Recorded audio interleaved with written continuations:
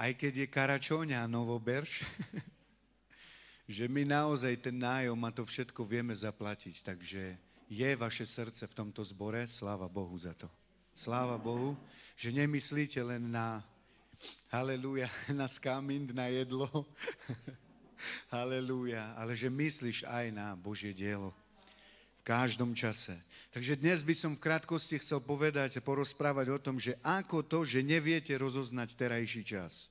To Ježiš povedal a ja by som chcel trošku aj rozprávať o tom, že nie, že ku Vianociam, že teraz, ja neviem, že to nie sú práve Vianoce a tak ďalej, ale skôr chcel by som poukázať trošku na Herodesa, trošku na týchto ľudí, čo to boli za ľudia a že nerozpoznali čas, ktorý Ježiš, halelúja, ako spasiteľ prišiel a nerozpoznali a neprijali tohoto Mesiáša. Takže trošku porozprávam o tom, takže chcel by som asi začať, neviem, dám takú otázku, kto vie, aká je posledná prorocká kniha v Božom slove? V starom zákone, pozor. Nie? Nie? Malachiáš. Halelúja. Takže v starom zákone je konečná kniha Malachiáš. Ale chcem vám povedať, že kým sa narodil Ježiš, odvtedy bolo 400 rokov. A to bola ako keby posledná kniha. A napríklad prišli potom Makabejci. To, keď si prečítaš v katolíckej Biblii, tak tie apokryfické knihy sú dobré. Nie je to Božie slovo, ale môžeš si vlastne tak trošku ozrejmiť, haleluja, že tá história, že medzi tých 400 rokov, že čo sa vlastne dialo. Prišla grécka ríša, Alexander Veľký, haleluja, potom sa rozdelila tá ríša, keď Alexander Veľký zomrel. A teraz chcem vlastne poukázať, že čo sa dialo. Hej. Prišiel jeden prorokovaný človek, o ktorom prorokoval Daniel, že príde Antiochus Epiphanes a že on znesvetí chrám. Presne sa to stalo, prišiel, urobil to a vtedy vznikla skupina. Títo Makabejci, to boli aj otec a jeho synovia a oni povstali a začali bojovať proti, halelúja, tomuto hnutiu, proti gréckej ríši. Ale stala sa jedna vec, že vlastne tým, že znesvetili chrám, tak oni, tým Makabejcom sa stále vlastne podarilo zase posvetiť chrám, aby mohli sa tam diať obete a tak ďalej. Prečo to hovorím? A títo Makabejci dostali také meno, pre mňa je to ako keby rakúske meno, nehodí sa to vôbec na Židov, ale bol to rod Hasmoneovcov. A to trvalo 200 rokov. A teraz chcem vám ukázať jednu vec, a prečo o tom hovorím? A nakoniec vlastne, viete, ako prišiel Herodes? Ako je z ničoho nič Herodes, čítaš o ňom v Božom slove, že je nejakým kráľom, že on vládne nad Judeou. Ako sa tam dostal? Keď bola táto vláda a predtým vieme z Božieho slova, že nejakí Herodesovia neexistovali. Ako on sa dostal, Herodes, ku vláde? Chcem ti povedať jednu vec, neviem, či o tom si vedel, ale možno teraz sa dozvieš a možno, že už vieš, Herodes nebol úplne Žid. Herodes bol Iduméec a Idumejci boli Izmaeliti, teda bratia ako keby Izraela, ale nevlastní, proste nebol to úplne človek vlastne s koreňou Izraela. A na základe toho Židia ho nemali radi. Ale bol to, trošku vám porozprávam, že čo to bol za človeka, lebo tam vlastne vidíš Herodes Archelaus, ale teraz hovoríme o tom prvom Herodesovi, ktorý dal zavraždiť všetky deti v Betleheme. A tento Herodes sa volal Herodes Veľký. A teraz on bol politicky nadaný, on vedel, že Izraeliti ho nemajú radi, pretože nebol na 100% Židom. Pravdepodobne matku mal Židovku, alebo opačne, a nebol na 100% a oni nechceli mať kráľa nad sebou, nežida, ale oni chceli mať nad sebou kráľa Žida. A teraz Herodes urobil jednu vec. On vedel, že kráľovstvo a sila je v tom rode v Hasmoneovcoch. Zobral si ženu, stamadiaľ, Mariamne sa volala, a na základe toho si upevnil svoje kráľovstvo. A povedal si, ako získam Židov. Ako to mám urobiť? A viete, čo urobil? Povedal si, začnem im staviať chrám. A tým, že začal staviať chrám, tým si vlastne Izraelitov naklonil, aj keď farizeji išli proti nemu, bol to veľký budovateľ, jemu bolo jedno, on stával aj pohanské chrámy. Len on chcel mať naklonených ľudí proste na svoju stranu. A teraz ja som sa zamýšľal, ako je to možné, že on sa bál, keď prišli tí mudrci. On sa bál a ty, Betlehem, nejako nie si najmenší a tak ďalej, že z teba vyjde kráľ a on to nevedel prijať. A ja som stále, keď čítal, nerozumel som vlastne tomu, veď oni to všetko očakávali, aby Mesiáš prišiel. Ale on sa bál. On nebol z Izraela, on si povedal, keď príde Mesiáš, ja prídem o všetko. A na základe toho Herodes dal vyvraždiť v Betleheme od vlastne 0 do 2 rokov, všetky deti. Pretože jemu nezáležalo na tom, pretože nebol úplne Izraelec. A preto robil aj tieto zverstvá. Herodes bol úplne, bratia a sestry, úplne zlý človek. Svoje deti povraždil, nie všetkých. Niektorých nechal, aby mohol potom na nich prejsť vlastne to kráľovstvo a tak ďalej. Zabil svoju manželku, tú Mariamne, a zabil, ak sa nemýlim, zabil aj svojho otca, aj svoju mamu. Takže to bol totálny šialenec. Bol to taký človek a práve v tej dobe vidíme, že Ježiš sa narodil a na základe tohoto človeka on musel utiecť do Egypta. Musel tam pobudnúť 7 rokov, potom tento človek zomrel, prevzal to jeho syn a Ježiš prichádza naspäť. Ale toto je dôležité, že Ježiš prišiel a oni nerozpoznali čas, že Ježiš sa narodil, že Mesiáš sa narodil. A tu je dôležité aj pre nás, pretože veľakrát mne sa zdá, že kresťania nevedia rozpoznať, v akých časoch žijeme. Halelúja. Že to nie sú ako pred 2000 rokmi, ale ja verím tomu, že žijeme posledné časy a ty a ja musíme byť opatrní. Potrebujeme byť múdrymi správcami, pretože Ježiš prichádza a ty a ja máme mať otvorené oči, aby sme skutočne rozoznali, aké časy žijeme. Pretože veľakrát správcovia, ľudia, kresťania si robia, ako keby Ježiš vôbec sa nemal vrátiť. Žijú tak, ako keby sme boli pohania, ale toto nech je ďaleko od nás. My potrebujeme, ak ty si rozoznal čas, ak ty si prijal Spasiteľa, ty potrebuješ mu slúžiť a rozumieť tomu, že tento čas, ktorý ťa povolal, haleluja, nie je len tak, ale potrebujeme ho nasledovať, potrebujeme chodiť po jeho cestách a potrebuješ ty naplniť jeho vôľu. Ty a ja. Tento čas je ti na to daný, aby ty si slúžil Bohu. Aby si nebol niekde ďaleko. Viete o tom, že napríklad Herodes bol úplne mimo. On bol úplne mimo. On sa len stále pozeral na svoju moc. A možno, ja neviem, na čo ty sa pozeráš. Možno sa pozeráš na to, že vo svete je dobre. Možno sa pozeráš na to, ja neviem, možno máš iné myšlienky. Herodes bol v tomto, ale každý z nás môže nejaké premýšľanie mať a úplne dať ako Krista niekde na druhé alebo na posledné miesto. Nech sa to nestane. Ty rozoznaj čas, to, že to nie je náhoda, že ty si sa obrátil.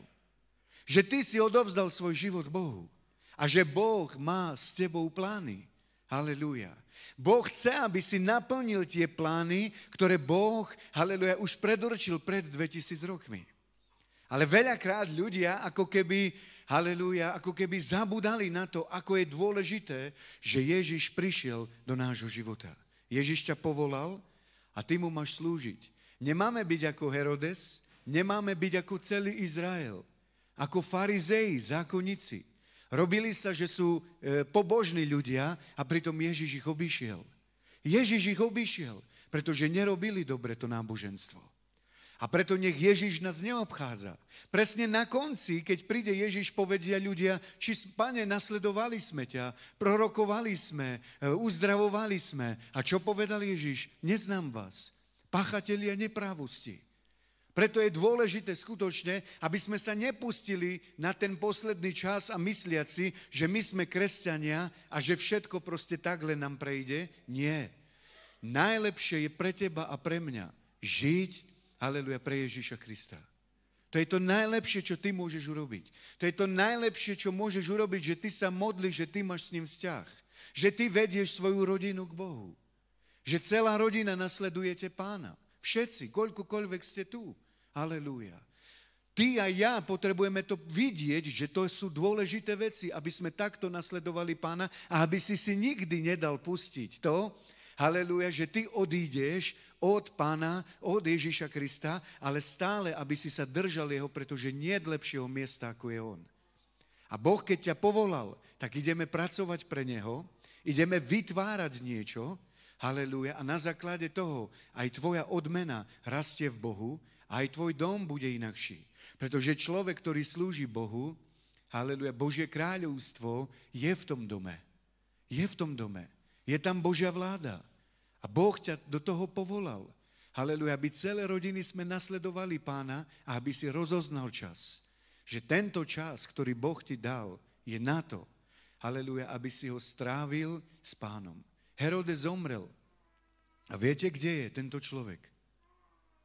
Ani Makamentedžano. Ani nechcete vedieť, kde je tento človek. On si myslel, že tá moc mu ostane na veky. Mal všetko. Mal všetkého, ale napriek tomu bol šialenec. A napriek tomu je niekde v pekle. Halelúja. Nie je v Božom kráľovstve. A aj ty a ja nie sme tu na veky. A tento čas nám Boh vymeral a my potrebujeme rozoznať tento čas a slúžiť mu. Matúš 2. kapitola, 1. a 6. verš. Keď sa za čias kráľa Herodesa v judskom Betleheme narodil Ježiš, prišli do Jeruzalema múdrci z východu. Pýtali sa, kde je ten práve narodený židovský kráľ. Videli sme totiž na východe jeho hviezdu a prišli sme sa mu pokloniť.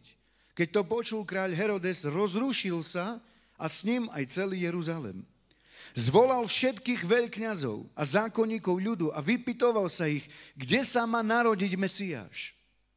Odpovedali mu v judskom Betleheme. Tak, ako to napísal prorok, a ty, Betlehem, v judskej krajine vôbec nie si najmenší medzi judskými poprednými mestami, lebo z teba vyjde vládca, ktorý bude pásť môj ľud Izrael. A ja by som sa chcel dnes zamerať trošku z tohoto na tú hviezdu. Vieš, hviezdu videli múdrci. A oni prišli a tá hviezda ich doniesla až ku Spasiteľovi. Je to tak? Halelúja. Tým pádom aj mudrci pre Herodesa boli hviezdami, lenže on to nerozoznal. Pretože oni mu dali výklad, že narodí sa Mesiáš. Lenže on mal úplne iné pohnutky. A ja ti chcem tak ozrejmiť, že tvoje obratenie nebolo bez hviezdy. Niekto ťa musel viesť. Či som to bol ja, či ty si niekoho obrátil sa skrze teba. Ty si tou hviezdou a poukázal si mu, tu je Spasiteľ, príjmi ho. A tak ako mudrci v Perskej ríši, a ja ti poviem, že to nebolo, to je z Iránu, museli prejsť Irak a až tak, potom je tam Libanon, takže to nebola nejaká krátka cesta, ale počúvaj, keď videli hviezdu, oni vedeli, je nám to jedno, Spasiteľ celého sveta sa narodí, ideme. A prišli až na to miesto a poklonili sa mu. Amen. Poklonil si sa aj ty Ježišovi, prijal si ho do svojho srdca. Tu nehovorím teraz o hviezde takej, že ideme z toho človeka, alebo z nejakého človeka, alebo z nejakej ženy urobiť, ja neviem, modlu. Nie. Ale aj tá hviezda dopomohla k tomu, aby múdrci prišli ku Spasiteľovi. A ty si prišiel ku Spasiteľovi, tebe sa taktiež zjavila hviezda a tá hviezda je vo forme evanjelia. Evanjelium prišlo ku tebe, ty si prijal Ježiša Krista a tvojou úlohou je teraz, halelúja, aby si sa mu kláňal, aby si mu slúžil a aby si ho nasledoval celý svoj život. Pretože Božie slovo hovorí, kto vytrvá až do konca, bude spasený. Teda, keď si mu odovzdal život, slúž mu, nasleduj ho, pretože nie nadarmo si videl hviezdu, nie nadarmo tá hviezda ti kázala evanjelium a že ty si sa mohol obrátiť. Halelúja. A ja ti hovorím, buď ako tí múdrci, že nepozerali na seba, nepozerali na svoju pohodlnosť, vtedy lietadla neboli, vtedy autobusy neboli, auta neboli, ani len bicykle neboli. Halelúja. Mali ťavy a museli prejsť, halelúja, takýto veľký úsek, ale oni prešli kvôli tomu, aby sa stretli s Mesiášom. A aj tvoj život, daj si stále takú otázku, keď si prijal Ježiša, zmenilo sa tvoje vnútro? Je niekto v tebe? Prečo si tu? Prečo si tu prišiel? Prečo zo sveta ľudia neprídu len tak? Ak neuvidia hviezdu, ak im neukážeme na Ježiša a Ježiš sa ich nedotkne, oni sa neobrátia. Amen. Ale prečo si tu ty? Pretože Ježiš vošiel do tvojho srdca. Ježiš je v tvojom vnútri, ty si videl tú hviezdu, viedla ťa skrze evanjelium, halelúja, do vzťahu s Ježišom Kristom a na základe toho potrebujeme mu slúžiť, chodiť po jeho cestách a vážiť si to, že nikto v tomto svete nevidel Ježiša, ale ty si ho videl. Tá hviezda je teraz v tvojom srdci zapálená, tá zornička. Aj Peter o tom hovorí, halelúja, že Ježiš vošiel do tvojho srdca a preto je dôležité, aby sme rozoznali čas, aby sme neboli zaslepení, ale aby sme slúžili Bohu celým svojim srdcom. Lukáš 12:54. Potom povedal zástupom, keď zbadáte na západe vystupovať oblak, hneď hovoríte, že príde lejak. A býva tak. A keď veje južný vietor, hovoríte, že bude horúčava. A býva. Pokrytci. Vzhľad zeme a neba viete rozoznať, ako to, že neviete rozoznať terajší čas. Chápete, čo im Ježiš povedal? Sám Mesiáš stojí pred nimi. A hovorím, že viete rozoznať, kedy bude búrka. Amen? Viete rozoznať, kedy bude toto a toto. Ako to, že neviete rozoznať terajší čas? A ja verím tomu, že oni pozerali na neho, na nás. Nevieme. Kto si ty? Ukáž nám znamenia. Ukáž nám, aby sme uverili v teba a tak ďalej. Oni nevedeli rozoznať ten čas. Halelúja, čo sa týka Ježiša Krista. Že Mesiáš prišiel a oni to minuli až doteraz, 2000 rokov. Ale to, že ty si prijal Spasiteľa Ježiša Krista, halelúja, ty a ja, nesmieme minúť čas skrze zlý spôsob života. Ale potrebujeme mu slúžiť, nasledovať ho, chodiť po jeho cestách. Prečítam ti len ďalšie slovo. Buďte podobní ľuďom, ktorí čakajú na svojho pána, keď sa vráti zo svadby, aby mu otvorili ihneď. Ako príde a zaklope. Blahoslavení sú sluhovia, ktorých pán nájde bdieť. Povedz so mnou bdieť. Amen. Amen, hovorím vám, opáše sa, posadí ich k stolu, pristúpi a bude ich obsluhovať. Či príde pred polnocou, alebo až nad ránom a nájde ich bdieť, sú blahoslavení. Uvedomte si predsa, keby hospodár vedel, v ktorú hodinu príde zlodej, nedovolil by mu vnúknuť do svojho domu. A vy buďte pripravení, lebo Syn človeka príde v hodinu, o ktorej sa nenazdáte. Amen? Takže Božie slovo nás povzbudzuje k tomu, aby sme bdeli. To znamená, aby sme nespali. Aby sme rozpoznali čas. To je všetko v tej istej kapitole, v 12. kapitole Lukáša. Boh nechce, aby sme boli zaspatými kresťanmi, ale Boh chce, aby sme bdeli, aby sme očakávali, že On prichádza a bratia a sestry, aj keby On neprišiel, my pôjdeme. Aj keď On nepríde dovtedy, my pôjdeme. Lebo každý z nás zomrie.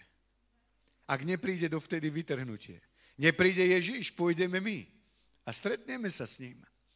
A preto je dôležité, aby si rozpoznal ten čas, že ty si ten sluha dnes, ktorý má bdieť. Vieš, o kom to hovorí? O tebe a o mne. O tebe a o mne. Aby sme takto žili. Aby sme takto rozmýšľali, že my máme Pána, my sme sluhovia a my bdieme a očakávame jeho príchod. Aby sme neminuli to, čo on pre nás pripravil. Preto tak, ako aj v Izraeli, ani nezaregistrovali, ako keby, že Mesiáš prišiel, tak, bratia a sestry, nech sa nestane to nám. Ježiš prišiel do tvojho srdca a ja viem, možno povieš, čo keď budem žiť ešte 50 rokov. A toľko slúžiť Bohu, to je dlho. Ja si chcem užívať. Ja neviem, toto. Ale ja ti poviem, že čas ti preletí. Ani nevieš ako. Teraz máš možno 20 a ani nevieš, ako budeš mať 50. Tvoj čas a môj čas ide každý deň. A každý deň sme bližšie k tomu dňu. A Božie slovo hovorí, vykupujte čas. Halelúja. Preto, halelúja, zabudni na tento svet. Zabudni na to, čo ponúka tento svet, ale otvor svoje srdce pre Pána a začni mu slúžiť celým svojim srdcom. Je to dobré, je to bdenie, bratia a sestry, že človek je lenivý prečítať si aj Bibliu? Je to bdenie?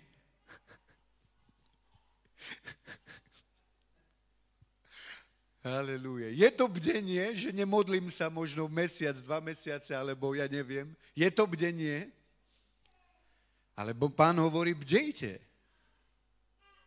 Buď dobrý správca, buď dobrý sluha, lebo nevieš, v ktorú hodinu prídem. Halelúja. Kto z nás je si istý, že sa dožijeme 80 rokov na tejto zemi? Kto môže dvihnúť svoju ruku?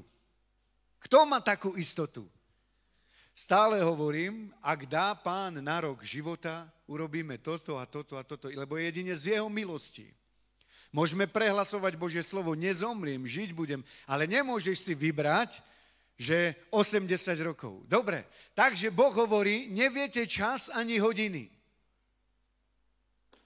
Čo keď človek 30 rokov, 40 rokov, 50 rokov a príde to stretnutie.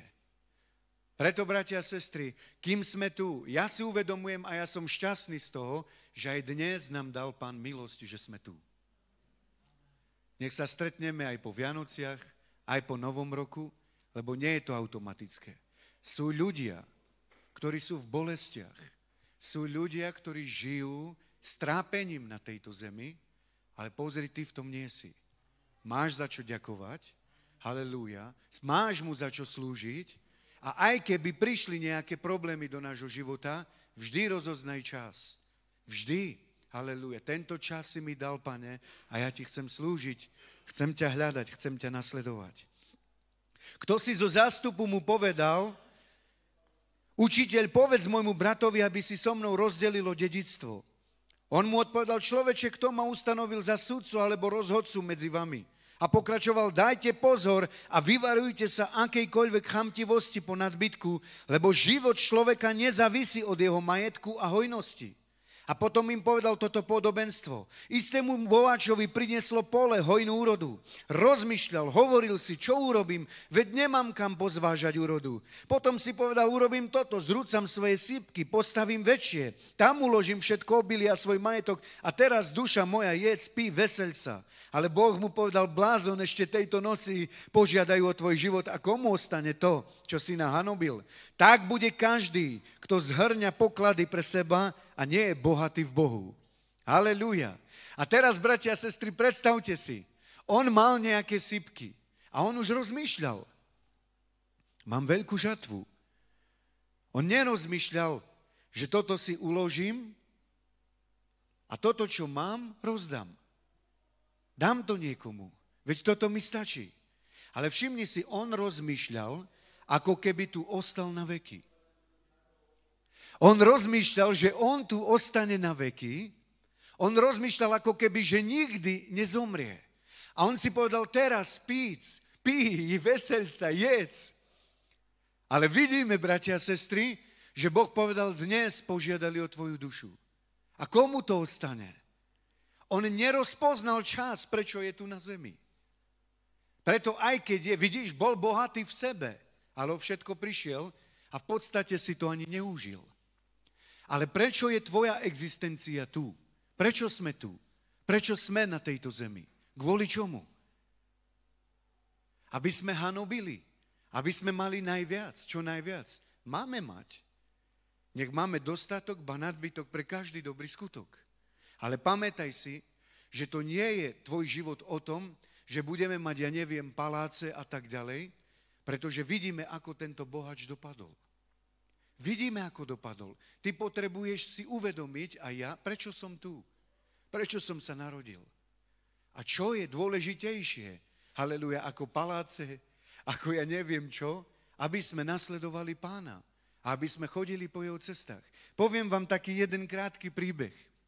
A to je dôležité, od Lestera Samrala to mám, takže on vlastne slúžil vo Filipínach, potom sa presťahoval naspäť do Ameriky. Bola tam vojna. Vybudoval 1000-ový zbor. 1000 ľudí. Postavil tam budovu a tak ďalej. A teraz počúvaj. Modlil sa v hornej izbe a Pán mu hovorí, choď naspäť do Filipín. On hovorí, Páne, veď vybudoval som zbor. 1000 ľudí tu mám. Zase ma bereš ku tým veľkým potkanom do tej chudoby. Veď vieš, ako to tam bolo. Vieš, kde som žil. Takéto veľké potkany tam boli. Ale povedal, Pane, dobre, keďže je to od teba, idem. Išiel domov, išiel dole vlastne schodami a povedal žene, že ideme do Filipín, do Manily, hlavného mesta, a ideme slúžiť zase tam. A ona povedala, že dobre, že ide s ním. Zobral deti, ale predtým ešte, počúvaj, cirkev mu povedala, dáme ti dvojnásobný plat. Nechoď. Pozri, čo Pán tu cez teba urobil. Dvojnásobný plat ti dáme, nechoď. On hovorí, aj keby ste mi dali neviem koľko peňazí, ja idem počúvnuť Boha. Ešte tá cirkev dala také halo tam do Manily, nikto mu nechcel pomáhať. Nikto. Vybudoval tam veľký hangár a teraz počúvaj. Toľko ľudí prišlo, že keď začal krstiť od 7. do 12. do polnoci, celý týždeň a ešte nestihol všetkých pokrstiť. Toľko ľudí sa obrátilo, toľko ľudí odovzdalo svoje životy Bohu, vybudoval tam veľkú cirkev a prišiel na prázdno zase do Ameriky. A diabol mu hovorí, ty si už prehral, už teraz nemáš nič. Zase budovu postavil, zase veľa ľudí sa obrátilo. Ale chcem ti povedať, že tu je o to, naozaj, že koho ideme počúvať. Keď počuješ Boha, nemáš sa báť. Nemusíme sa báť, Boh je pri nás. A aj keď mal ťažké rozhodnutie pred sebou, on počúvnul Boha. I on nepozeral na to dvojnásobný plat, že bude sa mať dobré. Ale on vedel, že toto, on ho povedal jednu vec. A čo tých 1000 duší, ak by som nešiel? Neobrátili by sa. 1000 ľudí sa obrátili na základe toho, že počúvnul Pána. Rozpoznal čas. A on žil, bratia a sestry, ale aj Abraham, žil tu ako pútnik. A on vedel, halelúja, a očakával lepšie mesto, ktoré postaví Pán. A to je Nový Jeruzalém. Preto ťa povzbudzujem. Maj, slúž Bohu, ale skutočne stále maj otvorené oči, aby si nezíšiel od cesty Pánovej, ale aby si mu slúžil, pokiaľ si tu.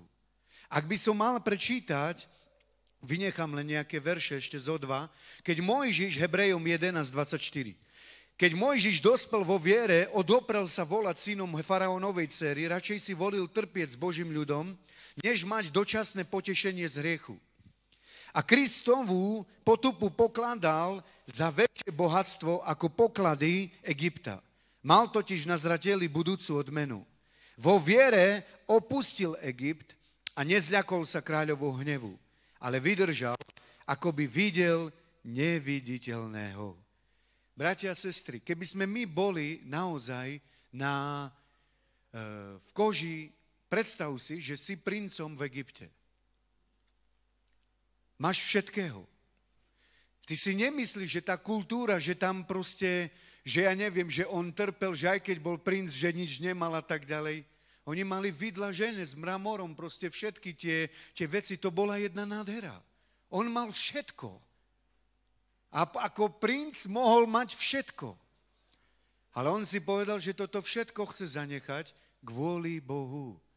A kde ho doniesol Pán? Na púšť. A je zaujímavé, že nechal ho tam 40 rokov. 40 rokov ho nechal na púšti, aby na púšti sa preformoval jeho charakter a potom ho posiela zase po Izraelitov, aby ich vybral.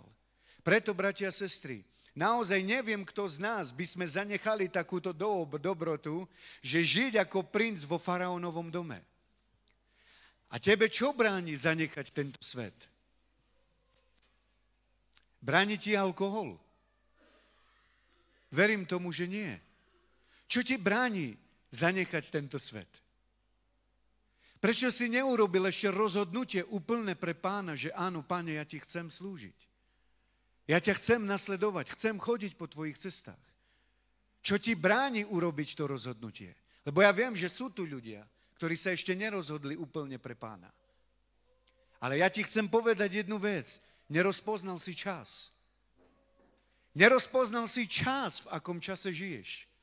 A Boh chce, aby si rozpoznal ten čas a aby si slúžil Bohu, aby si ho nasledoval a aby si urobil rozhodnutie tak, ako Mojžiš. Možno nechceš zanechať kamarátov, možno nechceš zanechať tento svet, alebo ja neviem čo. Ale Boh, keď ťa povolal, Boh chce, aby si ty urobil rozhodnutie pre Pána.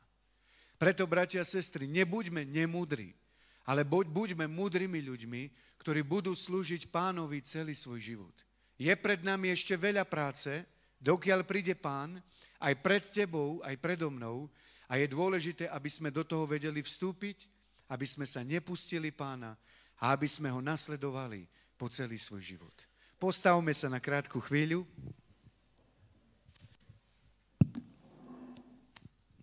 Halelúja. A urob so mnou také zo srdca, také vyznanie, halelúja, pred Bohom, ak to tak pociťuješ, ale urob to vo viere. Pane Ježišu, ja ti ďakujem, že som mohol rozpoznať, že ty si spasiteľ, že ty si môj spasiteľ a že ty si prišiel do môjho života. Ja ti ďakujem za to. Chcem ti slúžiť. Chcem bdieť a počúvať na tvoj hlas. Nechcem byť človek, ktorý premárni tento čas pre seba. Ale chcem vykupovať čas a vážiť si to, že moje meno je zapísané v knihe života. Pane, teba chcem počúvať. Chcem byť dobrý sluha, ktorý očakáva na svojho Pána. Ja ti ďakujem, že tvoj príchod je skorý, prídeš. A ja očakávam. A budem ti slúžiť, pokiaľ budem žiť na tejto zemi. Nechcem utekať od teba, ale chcem ti slúžiť. Chcem mať s tebou živý vzťah. Preto prosím, daj mi Svätého Ducha. Ešte viac. A daj mi rozpoznanie a oči na to, aby som videl, čo je dôležité. Ty si dôležitý. Ty si ten najdôležitejší. A ja ti ďakujem, že všetkým prejdem, lebo ty si môj Pán. Nebojím sa. Ešte veľa vecí urobím pre teba. Použiješ si ma. Tu som ako tvoja nádoba. Ja ti ďakujem, že prebývaš vo mne. Amen. Amen. Tak môžete si to pripraviť.